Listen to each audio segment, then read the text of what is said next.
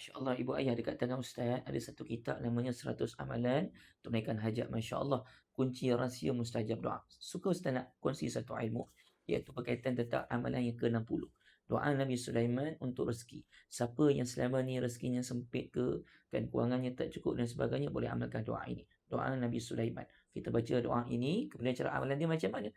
Niatkan untuk rezeki yang halal dan diberkati. Dua, sertakan doa untuk hajat tertentu seperti kelancaran perniagaan, kejayaan projek atau kestabilan kewangan dan sebagainya lah. Baca doa ini 3 ke 7 kali setiap selepas solat fardu. Fadilat dia apa? Memohon rezeki melimpah, yang halal dan diberkati, kestabilan kewangan dan kejayaan jangka panjang. Masya Allah. Dan banyak lagi contohnya. Bagi mereka yang belum dikurniakan zuriat, boleh amalkan doa Nabi Zakaria alaihissalam untuk memohon zuriat. Ini doanya. Bagaimana cara amalan dia, fadilat dia apa. Kemudian ada banyak lagi ibu ayah contoh. Doa Al-Malan yang ke-64. Doa Nabi Ibrahim agar anak rajin sembahyang. Kita boleh amalkan doa ni. Fadilat dia apa ibu ayah? Cara amalan dia macam mana dan sebagainya. Ada 100 amalan tunaikan hajat yang dikongsikan kita ni. Masya Allah. Apa tunggu lagi ibu ayah? Kita kan baik kuning dapatkan. Jom kita beramal insya Allah.